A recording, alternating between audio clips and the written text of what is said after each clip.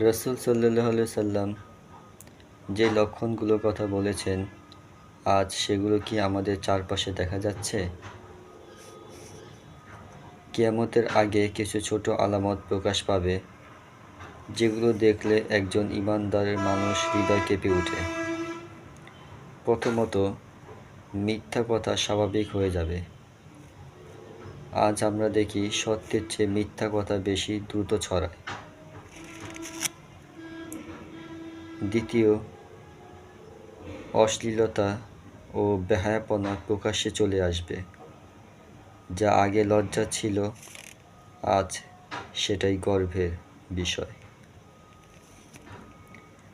তৃতীয়, আমানতদারি উঠে যাবে। বিশ্বাসযোগ্য মানুষ খুঁজে পাওয়া কঠিন হয়ে পড়বে। চতুর্থত, অযোগ্য লোক নেতৃত্বে দিবে, আর যোগ্যরা অবহেলিত হবে, ঠিক যেমন আজকের সমাজে দেখা যায়।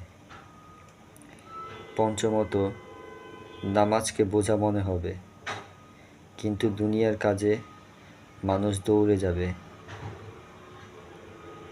এই লক্ষণগুলো কি আমাদের সমাজে নেই? তাহলে আমাদের এখনই ফিরে যেতে হবে নামাজে,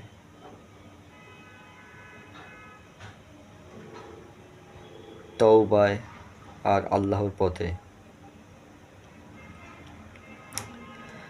আল্লাহ আমাদের সবাইকে হেদায়েত দান করুন, আমিন। যদি ভিডিওটা ভালো লেগে থাকে, অবশ্যই একটা লাইক এবং সাবস্ক্রাইব এবং শেয়ার করতে ভুলবেন না। ধন্যবাদ।